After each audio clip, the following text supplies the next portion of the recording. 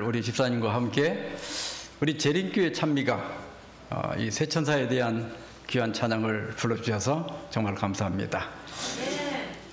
그리고 제가 오늘 저녁 먹고 돌아오는 길에 우리 목사님한테 여기 우리 사할린 러시아에서 오신 분들이 동포가 아니라 우리 한인이라고 그러더라고. 우리나라 국적 다 얻으신 우리나라 사람이라고 그러더라고요. 예, 맞죠? 예, 우리나라 이게 돌아오신 걸 환영합니다. 그래서 이제부터는 동포라고 안 부르고. 근데 어디서 오셨어요? 사할린? 예, 이게 사할린? 또 다른 데서 오신 분도 계세요? 예, 하여튼 뭐 러시아에서 오셨다고 내 할게요.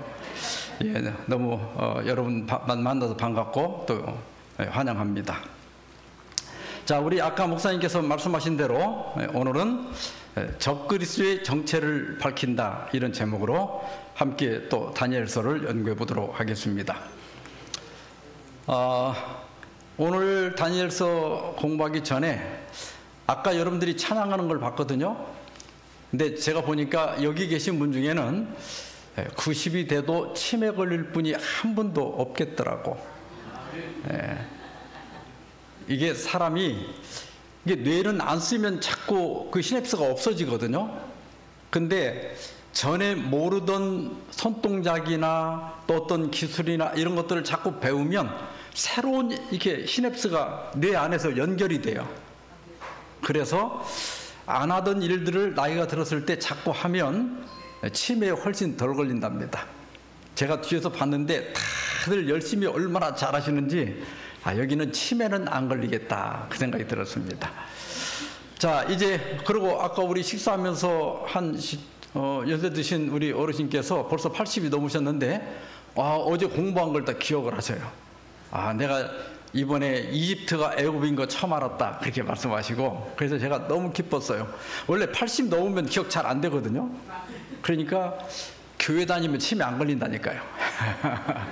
자, 이제 오늘 다니엘 7장 2절 3절입니다. 다니엘이 진술하여 이르되 내가 밤에 환상을 보았는데 하늘에 네 바람이 큰 바다로 몰려 불더니 큰 짐승 넷이 바다에서 나왔는데 그 모양이 각각 다르더라. 자, 다니엘이 환상을 봤어요.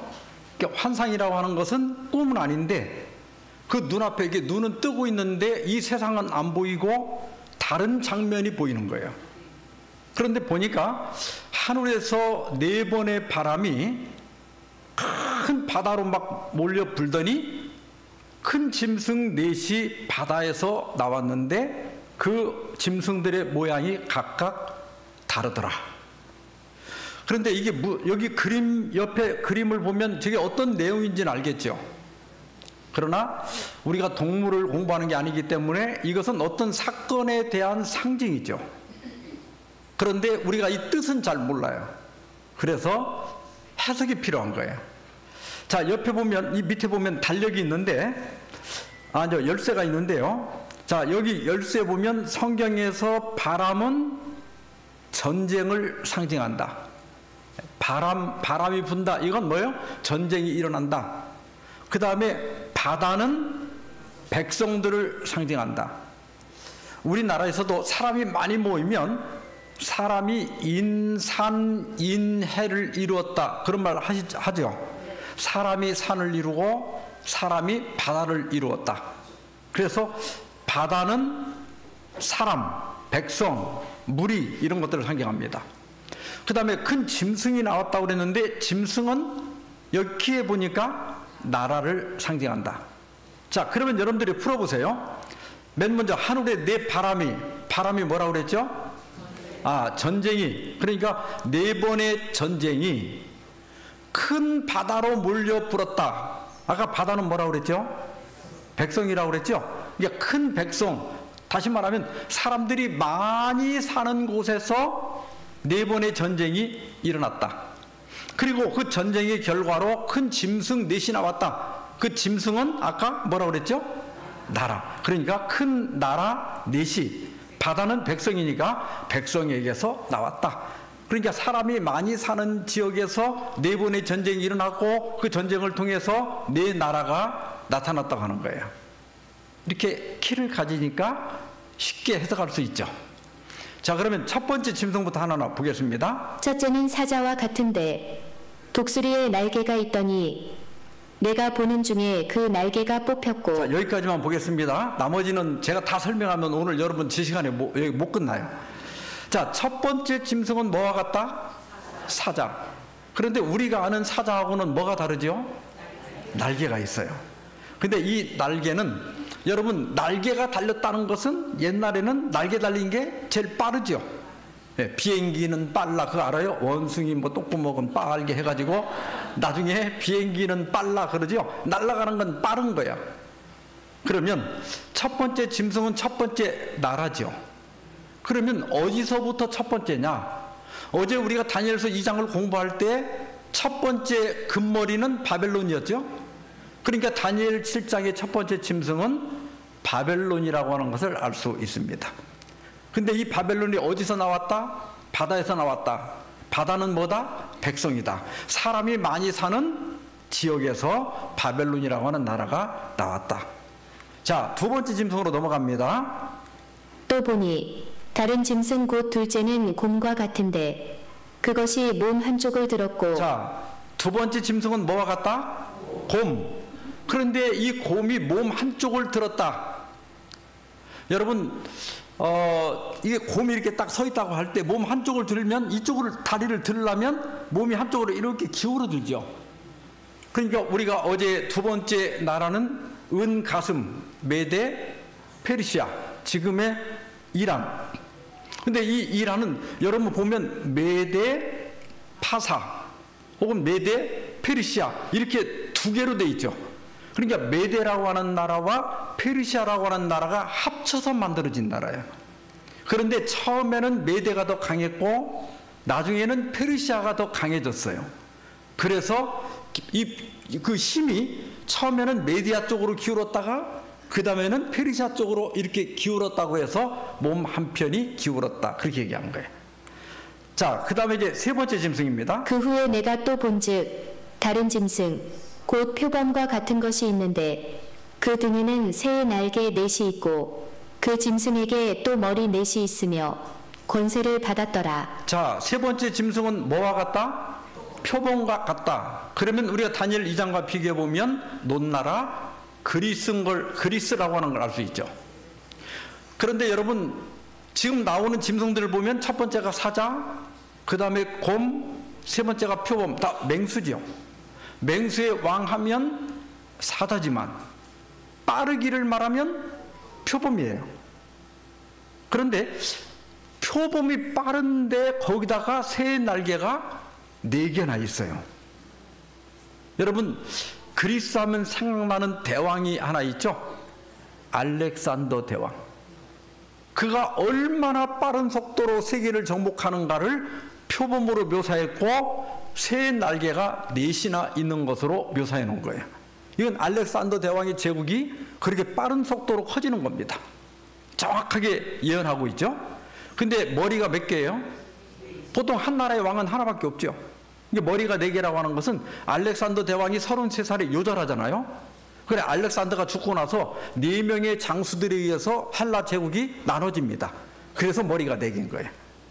예. 자, 그 다음에 네 번째 짐승입니다. 내가 밤 환상 가운데에 그 다음에 본 넷째 짐승은 무섭고 놀라우며 또 매우 강하며 또 쇠로 된 큰 이가 있어서 먹고 부서뜨리고 그 나머지를 발로 밟았으며 이 짐승은 전의 모든 짐승과 다르고 또 10뿔이 있더라. 자, 지금 한번 짐승 첫 번부터 해봅시다. 바벨론은 사자, 메데 페르시아는 곰, 그리스는 표범. 그러면 로마도 틀림없이 어떤 맹수였을 텐데 여기 뭐라고 이름을 안 써놓고 다니엘이 그냥 무섭고 놀라우며 그랬어요. 다시 말하면 지상에 있던 어떤 맹수인데 다니엘이 이름을 몰랐어요.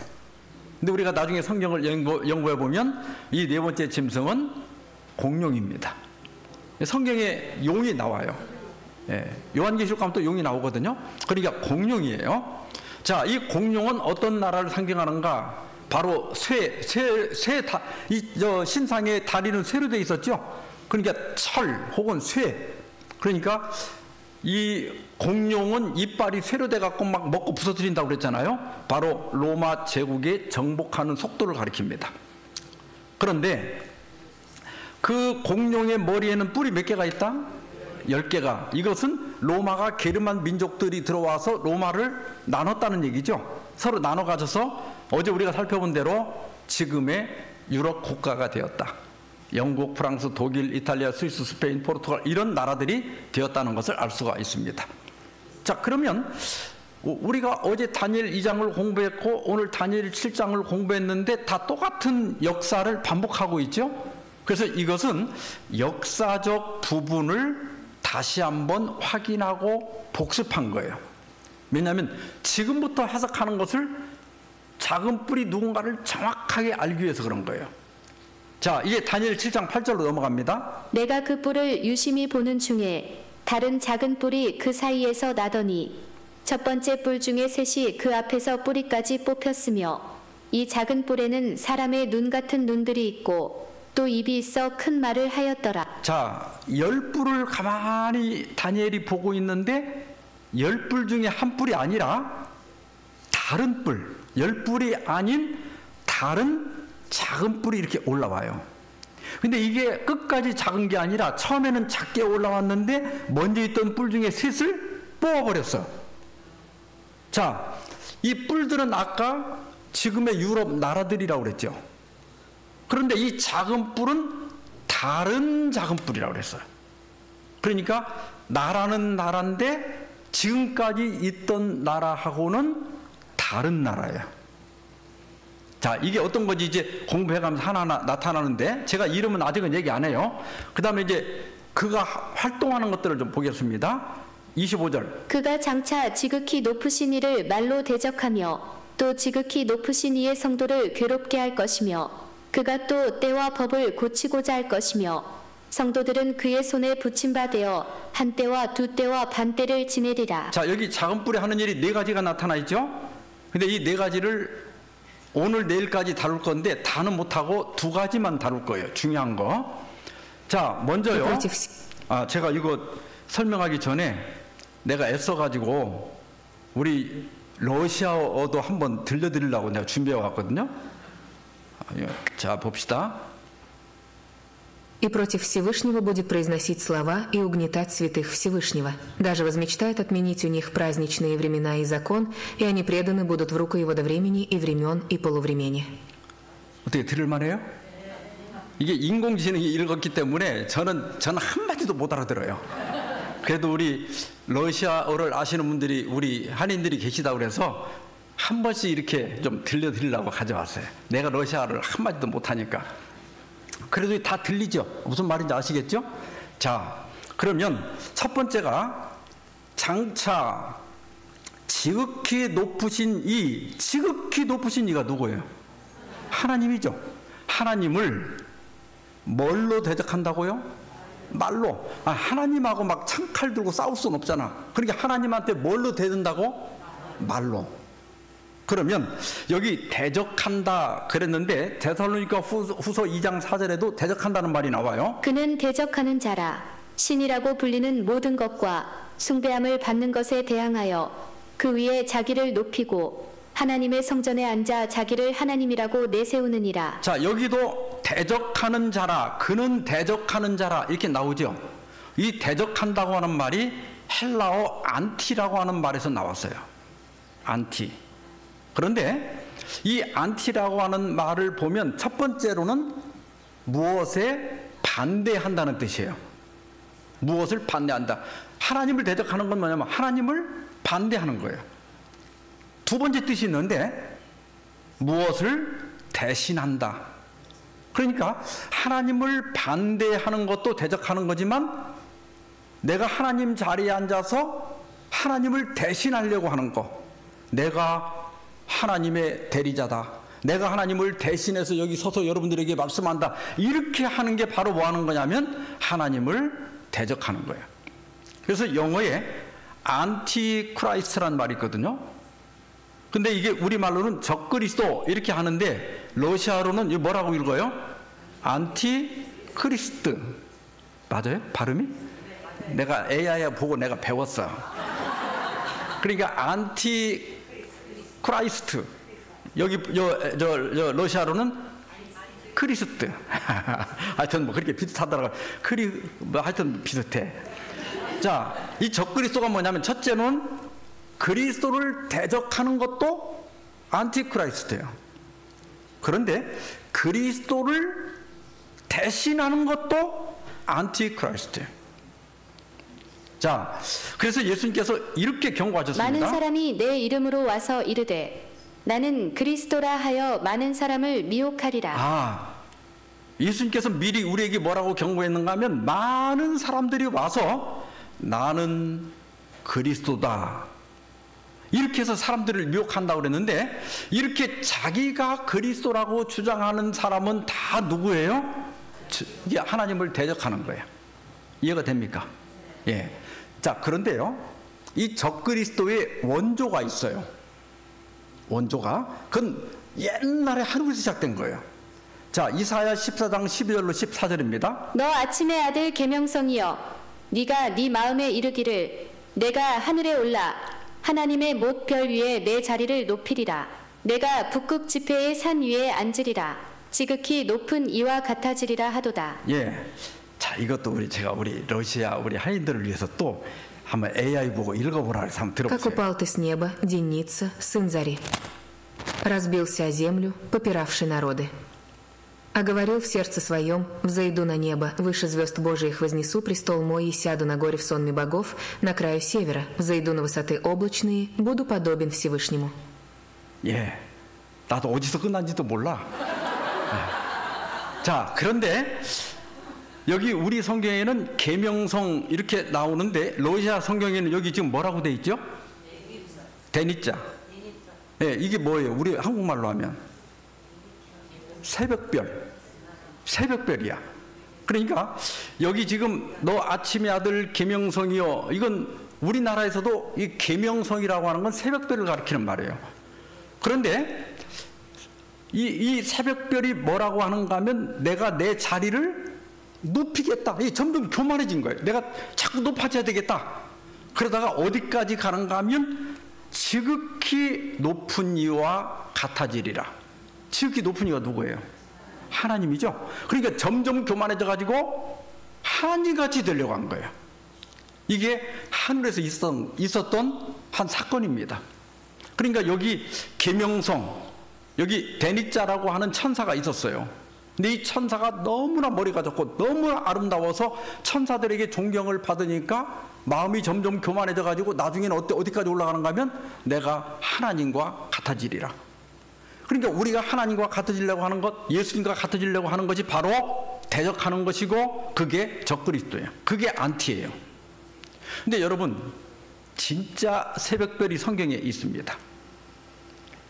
요한계시록 22장 16절에 보면 나 예수는, 그 다음에 노란색만 보세요. 광명한 새벽별이라. 그러니까 진짜 새벽별은 누구예요? 진짜 모닝스타는 예수님이에요. 그런데 아까 봤던 그 새벽별 데니자는 예수님이 아닌데 한 천사인데, 예수님처럼 천사들 앞에서 예수님 노릇을 한 가짜 데니자, 가짜 새벽별이에요. 예, 이렇게 해서 그가 하늘에서 쫓겨났는데 그가 누군가 하면, 자, 요한계시록 12장 9절입니다. 큰 용이 내쫓기니 옛 뱀 곧 마귀라고도 하고 사탄이라고도 하며 온 천하를 꿰는 자라. 그가 땅으로 내쫓기니 그의 사자들도 그와 함께 내쫓기니라. 여기 아까 지금 용이 나오죠? 근데 그 용은 사탄이에요. 여기 보니까 옛뱀, 언제 뱀이에요? 무슨 뱀? 하와를 꼬셨던, 하와를 유혹했던 그 옛뱀. 그러니까 그 뱀은 뱀이지만 그 뱀의 뒤에는 누가 있었다는 거예요? 사탄이 있었다는 거예요. 그래서 사탄이라고 하는 말은 대적한다는 뜻이고, 원래 영어로는 사타나스, 헬라어로도 사타나스라고 그래요. 줄여서 사탄 그러는데 대적자.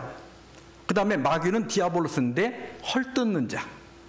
그러니까 이 천사가 하는 일이 뭐냐면, 첫째는 하나님을 대적하는 거예요. 대적하는 건 반대하고 욕하는 것만 대적하는 게 아니라 자기가 하나님 노릇하려고 하는 거. 이게 바로 대적하는 거예요. 그렇게 하다가 어떻게 됐다고 그랬어요? 땅으로 내어 쫓겼다.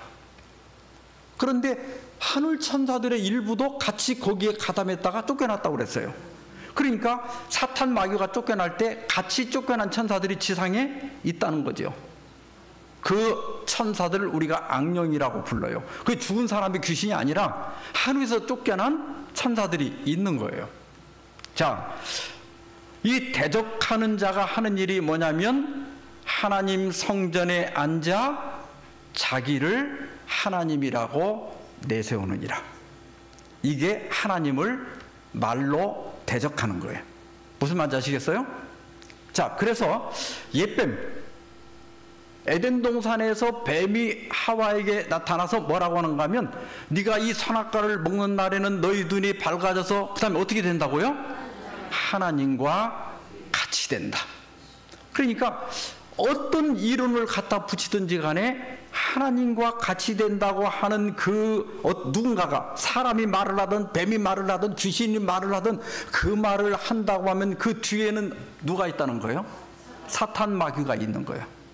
네가 하나님과 같이 될 수 있다. 이게 사탄의 나라의 정신이에요. 그러니까 그 사탄이 작은 뿔이라고 하는 것은 종교적 세력이에요. 단순한 나라가 아니라 나라이면서도 종교적 세력이야. 그래서 이 사탄이 마지막에는 어디까지 들어온가 하면 교회까지 들어와서 이 교회를 타락시켰다는 거예요. 자, 우선은요, 말로 지극히 높으신 이를 대적한다고 그랬는데 하나님을 대적한다고 하는 것은 하나님 자리에 앉는 거예요. 하나님은 판단하는 분이죠. 하나님은 심판하는 분이죠. 그걸 누가 한다? 사람이 대신하려고 하는 것이 다 하나님 자리에 앉는 것이고 그게 하나님을 대적하는 거예요. 자, 세 가지 관계에서 알아볼 텐데요. 먼저 가족 관계에서도 내가 하나님 자리에 앉을 수 있죠.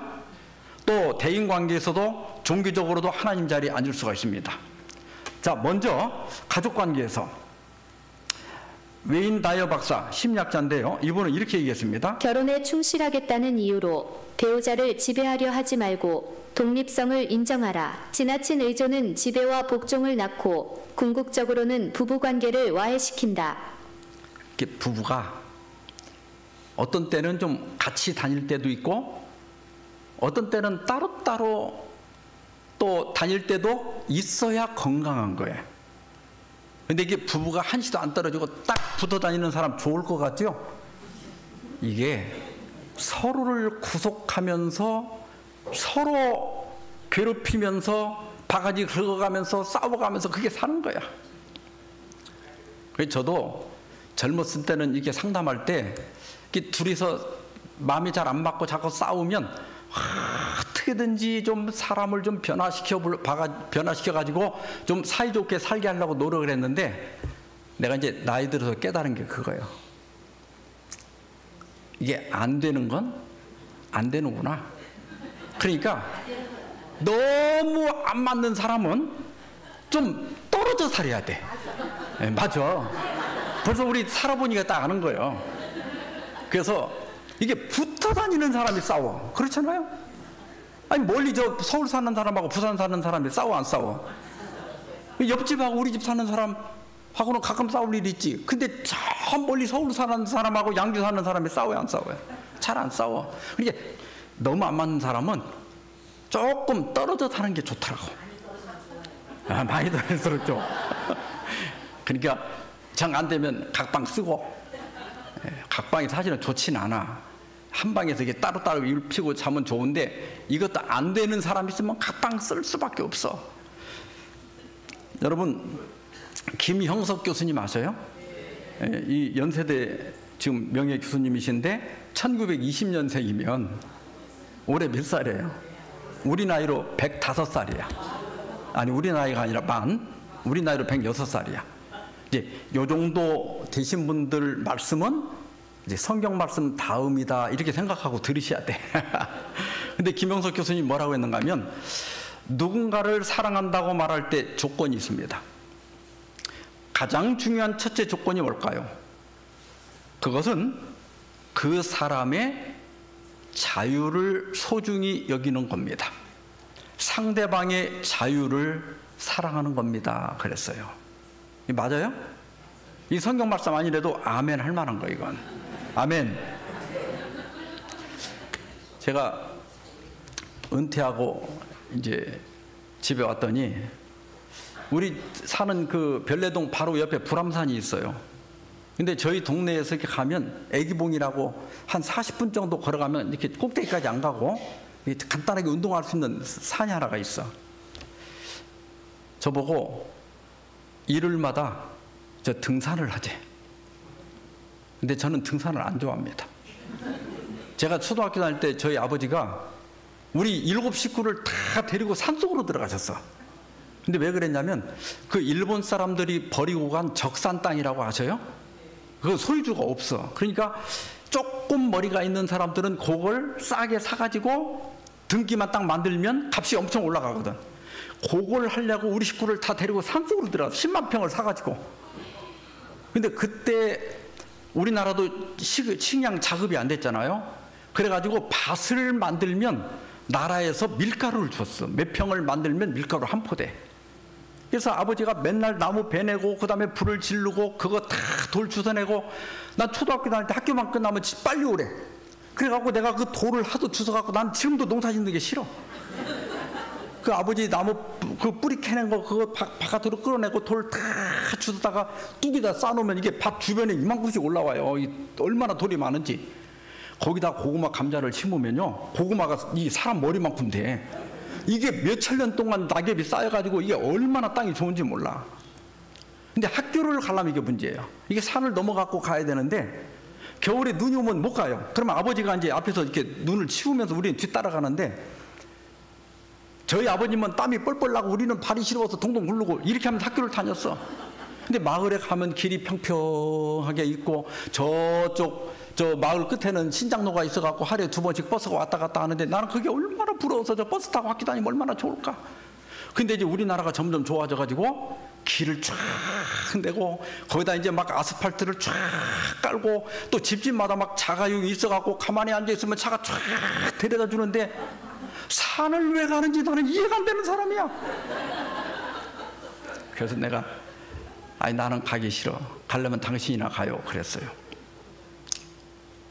여러분 봐요. 우리 집사람은 산을 가기를 원해. 나는 싫어해. 그럼 어떻게 해야 돼? 가야 돼? 안 가야 돼? 여기 똑똑한 사람 많네. 가고 싶은 사람은 가고 가기 싫은 사람은 안 가면 되는 거야. 근데 만약에 나를 억지로 끌고 가면 우리 집사람은 좋겠지만 나도 좋을까? 나는 이 고생을 왜 하나 이해가 안 되는 사람이야. 그러면 내가 가기 싫으니까 당신도 가지 마. 그러면 어떻게 돼요? 우리 집사람 싫을 거 아니야. 그러니까 가고 싶은 사람 가고 가기 싫은 사람은 안 가고 안 싸워야 돼. 이게 사랑은 아니야. 사랑은 아닌데 인간의 기본이야. 하고 싶은 사람 하고 하기 싫은 사람 안 하고 남을 강제하지 않는 거예요. 이게 하나님 나라의 정신이에요. 예, 여자가 혼자 살면 14년을 더 살아. 남편이 있으면 빨리 죽어. 남자는 여자가 있어야 돼. 자, 그런데 하여튼 벌써 다 눈치챘어. 어쨌든 그래서 상대방의 자유를 사랑하는 거, 이게 사랑은 아니에요. 근데 이게 기본이야. 이게 요걸 해야 기본은 갖췄다 이래. 내가 하기 싫은 게 당신도 가지 마. 이건 독재야. 이건 사탄이 그렇게 하는 거야. 근데 저희 집사람이 이제 2달 동안 혼자 갔다 오더라고. 그러더니 어느 날 점심을 먹는데 오전에 갔다 와서 그러는 거예요. 오늘 산에 가서 여기 삼육대학 교수님, 신학과 교수님도 누구누구 만났고 여기 별내동에 목회하는 목사님 누구누구 만났는데 다 사모님들하고 같이 왑디다. 나만 혼잡디다 그러더라고. 내가 그 말을 들으니까 미안한 거예요. 그래서 그러면 내가 매주는 싫고 한 달에 한 번은 따라갈게 그랬어. 여기서부터는 사랑이야.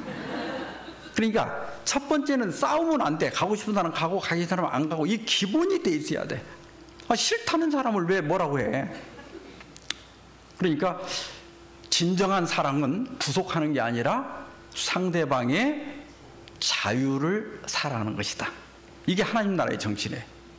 그래서 맨 왼쪽에 이 남편과 아내도 물론 함께 이게 같이 하는 게 있으면 좋지요. 그 중에 제일 좋은 게 뭐냐면, 함께해서 제일 좋은 게 뭐냐면 부부가 손잡고 교회 오는 거야. 그리고 이제 둘이 마음이 맞아갖고 뭐 어디 운동도 하러 다니고 어디 뭐 관광도 다니고 하면 좋지요. 그러나 아내의 간섭을 전혀 받지 않고 남편이 또 자기가 하고 싶은 걸 할 수 있어야 되고, 아내도 남편의 간섭을 받지 않고 자기가 또 동창회 가고 싶으면 갔다 와야지. 근데 남편이 그걸 또 가지 마라 이렇게 하면 그건 하나님 나라 정신이 아니라 이거야. 이 서로 간에 자유가 있어야 되는 거야. 무슨 말인지 아시겠어요? 그러니까 같이 함께하는 게 많으면 좋지만, 진짜 우리 부부는 너무 안 맞아 그러면 조금만 같이 하고 교회 오는 것만 같이 가고, 나머지는 각자 도생하는 거야. 각자 살아가는 거야. 이게 지혜다.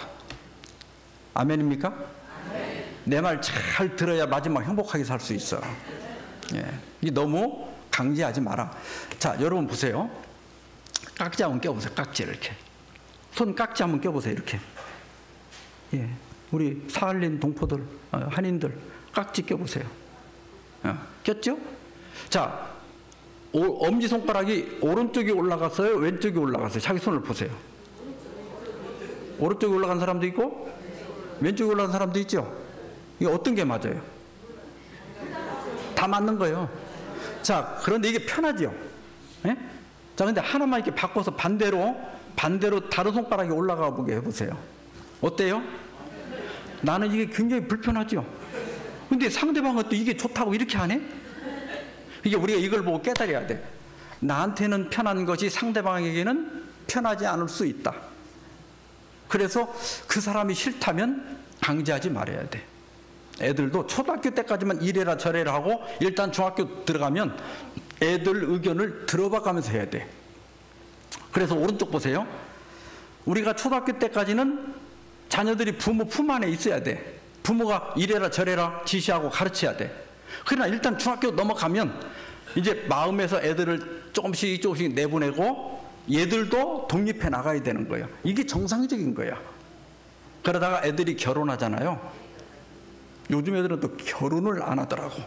근데 일단 대학 졸업하고 직장 다니면 부모하고 자녀는 지금 얼만큼 공유돼 있어요?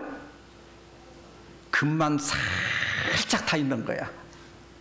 그러니까 애들이 20살 넘어서 독립하고 결혼까지 했으면 간섭하지 말아야 돼. 제가 보면요, 지네들끼리 가만두면 그럭저럭 잘 살 아이들이 양가 부모가 끼어들어갖고 이런 애 저런 애 간섭하고 이렇게 해가지고 못 사는 애들이 많아. 그러니까 이제는 우리 여기 연세 드신 어르신들이 생각을 바꿔야 돼. 저는 우리 아들 딸 결혼할 때 다 내가 이게 써서 줬어. 이제는 남자가 부모를 떠나 그 아내와 합하여 한 몸이 되라고 그랬으니까 너희들이 1차고 부모는 2차다. 그러니까 너희들 먼저 챙기고, 그래도 시간이 남으면 부모 챙기고, 너희들끼리 잘 살아라. 싸우고 우리한테 와서 말하지 말고 니들끼리 다 해결해라. 편하긴 되게 편합디다. 그래서 내가 그랬어. 이제 초대받기 전에 니들 집 안 간다.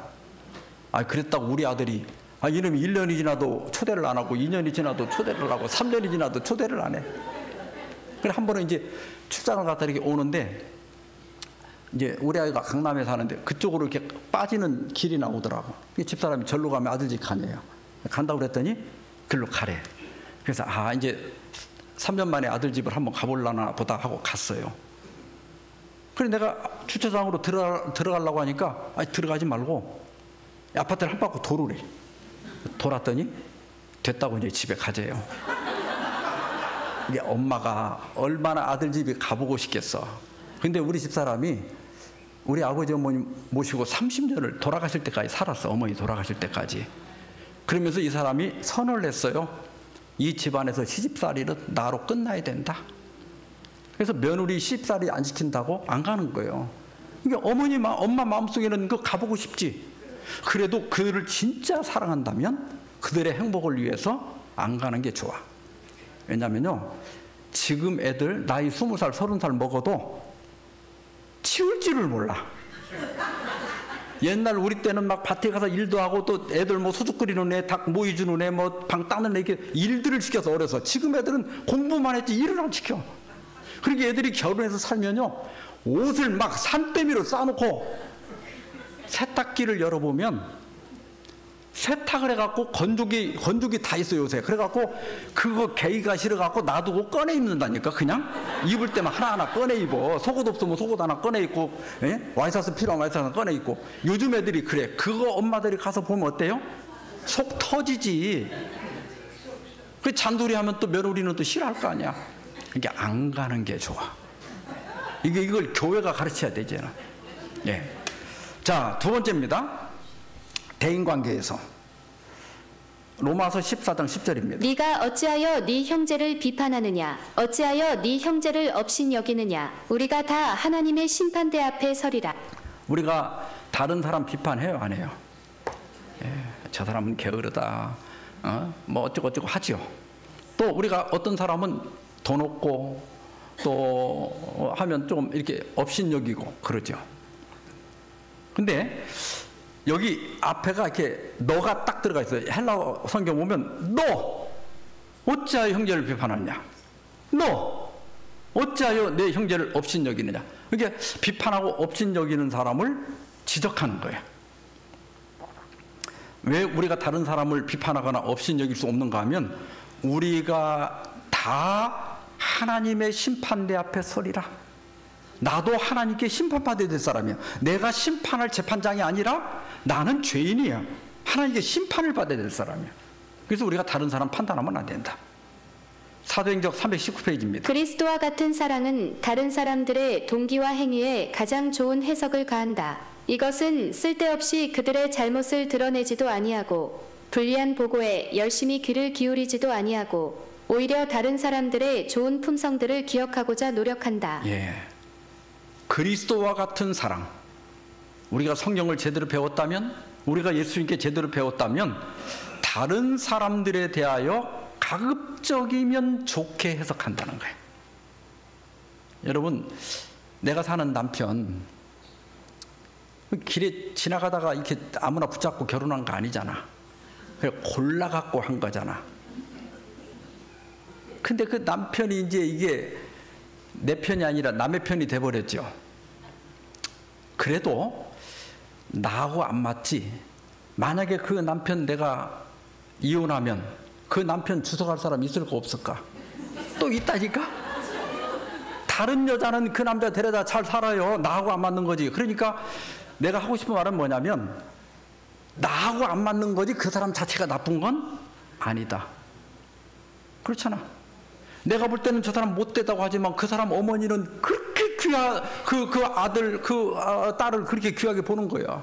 그러니까 나한테 안 맞는 거지. 그래서 우리가 가급적이면 자꾸 좋은 면을 보자 이거야. 이게 예수님의 정신이다. 자, 그 다음에 세 번째는 종교적으로 우리가 하나님 자리에 앉을 수 있다. 제가 챗GPT 인공지능의 도움을 받아서 역사적으로 유명했던 자칭 하나님, 자칭 그리스도를 뽑아달라고 했더니 이렇게 뽑아졌어요. 시대마다 자칭 하나님, 자칭 그리스도가 많았어요. 근데 우리나라만 하더라도 거짓 자칭 하나님, 자칭 예수님이 44명이야. 근데 이런 사이비들만 자칭 하나님이 있는 게 아니라, 이게 하나님을 대적하는 것이 아니라 놀랍게도 세계적인 교회에서도 이런 일들이 일어나고 있습니다. 자, 먼저 보십시다. 가톨릭 교리서 963조입니다. 성 베드로의 후계자인 로마 교회의 주교는 주교단의 으뜸이고 그리스도의 대리자이며 이 세상 보편 교회의 목자이다. 여기 보니까 로마 교회의 주교는, 쉽게 말하면 교황은 주교단의 으뜸이며, 가톨릭에서 으뜸, 이건 뭐 아무 문제 없어요. 으뜸이며, 그건 괜찮아. 근데 그 다음에 뭐라고 그랬어요? 그리스도의 대리자다. 내가 그리스도를 대신하고 있다. 아까 이게 뭐라고 그랬어요? 안티크라이스트. 예. 이게 바로 적그리스도예요. 이게 놀라운 거죠. 그러니까 여러분 이런 거 공부할 때 그럼 교황 저 사람 나쁜 사람이라 이러면 안 돼. 그 사람은 아무 문제가 없어요. 오히려 훌륭한 그리스도인이야. 그러니까 가톨릭 교회가 가지고 있는 제도가 잘못됐다는 거예요. 여러분들이 보시는 왼쪽 책은 프롬프타 비블리오테카라고 하는 백과사전인데 1749년에 가톨릭의 프란체스코의 학자인 루시우스 펠라리스가 저술한 대백과사전입니다. 거기서 교황에 대해서 이렇게 설명합니다. 교황의 권위는 매우 크고 높아서 그는 단순한 사람이 아니라 말하자면 하나님이며 하나님의 대리자이다. 교황은 하나님의 율법을 수정할 수 있는데 이는 그의 권세가 사람의 것이 아니라 하나님의 것이기 때문이며 또한 그는 자기 양떼를 묶거나 풀 수 있는 가장 풍성한 능력을 가지고 지상에서 하나님의 대리자로 행한다. 교황은 단순한 사람이 아니라 하나님이다. 혹은 하나님의 대리자다. 이런 주장들이 성경적으로는 절대 하면 안 되는 거예요. 이건 그 조직 체계가 잘못됐고 신학이 잘못된 거예요.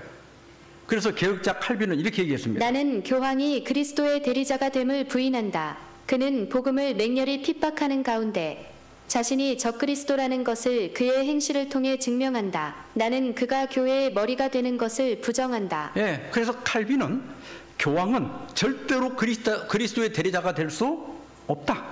또 그런 주장을 함으로써 그가 적그리스도라고 하는 것을 증명하고 있다.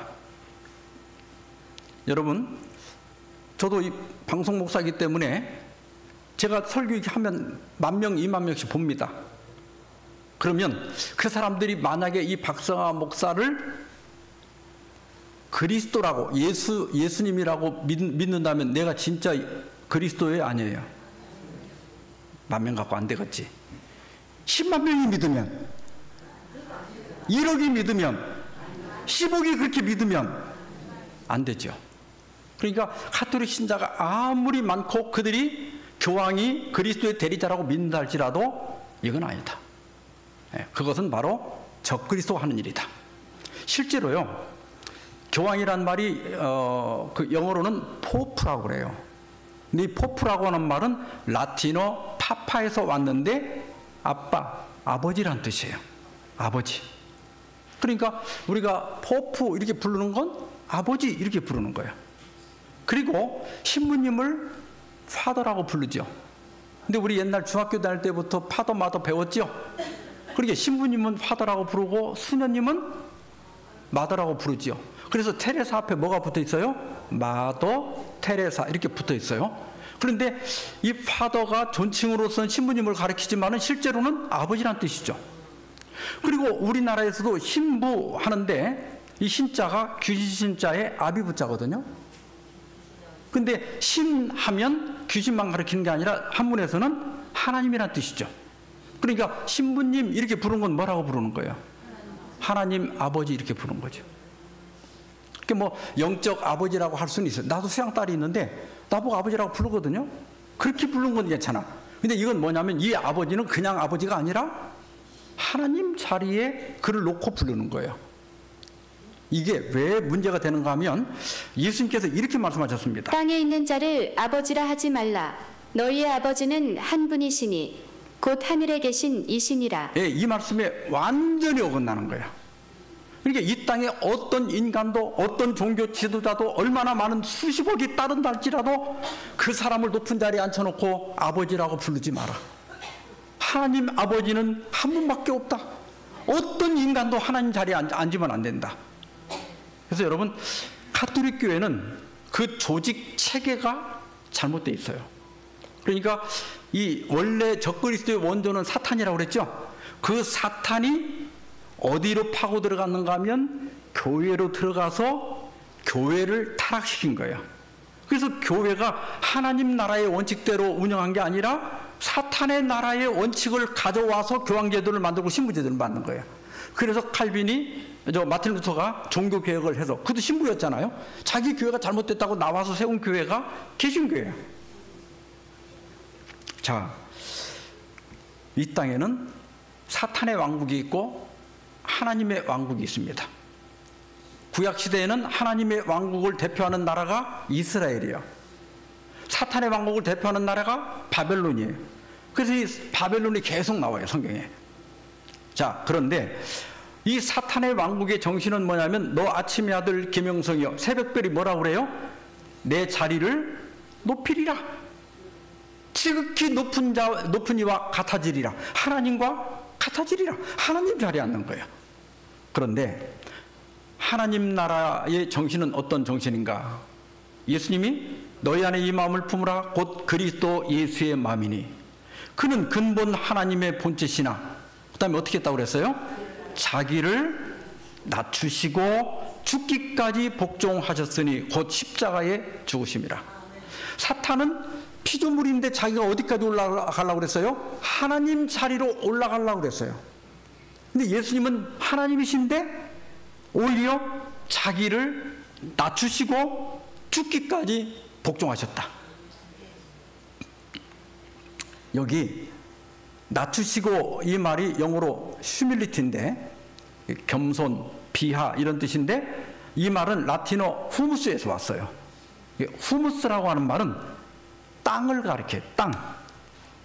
그러니까 예수님은 어디까지 낮아졌다? 땅까지. 여러분, 이렇게 인사를 할 때 허리까지 이렇게 굽히면 겸손하다고 그러죠? 근데 예수님의 정신은 머리를 허리까지 숙이는 것도 아니고 무릎까지 숙이는 것도 아니고 어디까지 낮추셨다?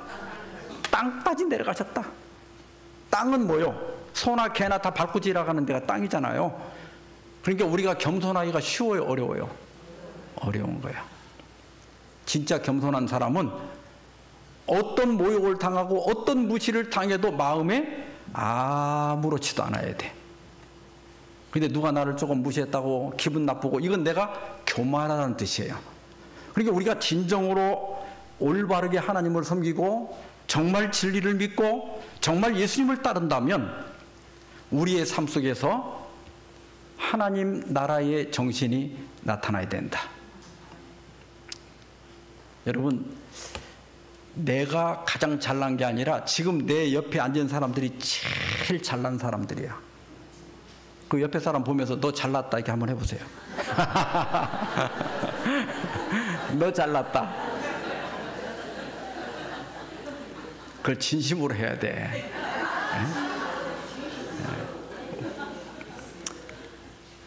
하늘의 대왕께서 스스로 어린아이의 겸손을 입으셨다. 이것이 그리스도의 품성이다. 우리는 그분의 발자취를 따르고 있는가? 한번 여러분 자신을 이렇게 돌아보면서 오늘부터 우리가 제일 섬겨야 될 사람은 내 아내고 내 남편이, 내 부모고, 부모를 공경해야 되고, 또 여러분 저기 부산에 저 미국에 유학 보낸 아들 딸보다 이렇게 일주일에 몇 번씩 이 교회에서 만나는 이 사람들이 소중한 거예요. 그렇잖아요. 나 이렇게 만나서 손 한번 잡아줄 사람이 어디 있어? 나이 들어도 혼자 살아보세요. 얼마나 외로운지. 근데 교회에 오면 그래도 나를 환영해주고, 또 막 교회 오니까 선물도 주고. 교회 다니는 게 얼마나 행복한지 몰라요. 우리 다 함께 이렇게 아름다운 품성을 가르치고 아름다운 삶을 가르치는 우리 이 교회를 다니면서 함께 예수님 믿고 또 구원받게 되시길 바라면서 오늘 말씀 마치겠습니다. 자, 시험지에서 받으셨죠? 시험지 없거나 볼펜이 없는 분들에게 손 들고 계시면 우리 안내 집사님들이 갖다 드릴 거예요. 기도문 미리 다 써놨어요? 예, 여기 좀 저 볼펜 좀 갖다 주세요. 시험지나 볼펜 여기 손 드신 분들. 제가 오늘 아침 예배 때 여러분들 여기 써주신 것 제가 다 하나하나 펴놓고 이름 부르면서 여기 안무개 님이 지금 이러이러한 기도 요청을 했는데 하나님 들어주십시오. 한 명 한 명이 내가 이름 부르면서 기도했어요. 이게 오늘 또 똑같은 기도를 또 써도 돼요. 예? 또 써도 돼. 기도는 반복할수록 좋아요. 그래서 오늘 또 써도 되고 새로운 기도를 써주셔도 되고요. 그래서 오늘도 기도가 필요하신 분들은 써주시기 바랍니다. 자, 우리 이제 문제 5문제 풀어봅시다. 1번, 다니엘 7장의 짐승들은 나라나 왕들을 상징한다. 아까 설명드렸죠? 이렇게 참 문장이 좋은 건 다 동그라미입니다. 2번, 루시퍼, 사탄은 하나님의 지위를 탐낸 적그리스도의 원조이다. 맞으면 동그라미, 틀리면 가위표입니다. 3번, 작은 뿔은 그리스도의 대리자를 자칭하는 적그리스도의 상징이다. 제가 말씀드렸죠? 적그리스도는 반대하는 것도 그리스도지만 대신하는 것. 그 다음에 네 번째로 사람은 통제하고 지적하고 책망하면 개선된다. 하루에 한 개만 가입표? 하루에 한 개만 이거요? 다섯 번째, 예수님처럼 자기를 낮추는 겸손한 사람이 되고 싶습니다. 우리가 한번 이 작은 동그라미 하나 치는 거지만 우리가 오늘 한번 결심해 보는 거예요. 그리고 노력하다 보면 우리가 점점 예수님을 닮게 되리라고 믿습니다. 자, 제가 이제 기도하는 동안 다 나머지는 써놓으셨으니까 오늘 빨리 낼 수 있죠? 우리 여기 집사님들 가운데 서서 좀 이렇게 걷어주세요. 제가 기도하고 광고 듣고 우리 헤어지도록 하겠습니다. 기도하겠습니다. 자비하신 주님, 오늘 우리가 다니엘 실장을 통해서 작은 뿔, 적그리스도가 어떻게 활동해 왔는지를 배울 수 있도록 도와주셔서 감사합니다.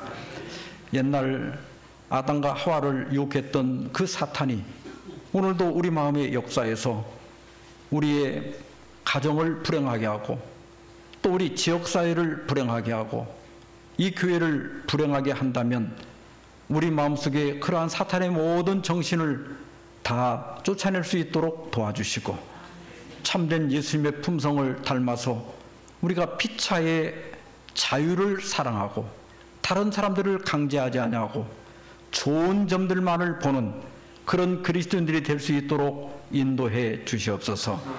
이 교회 안에도 사탄이 어떻게 침투하고 있는지를 배웠사오니 우리가 결코 사탄의 도구가 되지 않도록 도와주시옵소서. 예수님의 이름으로 기도하옵나이다. 아멘.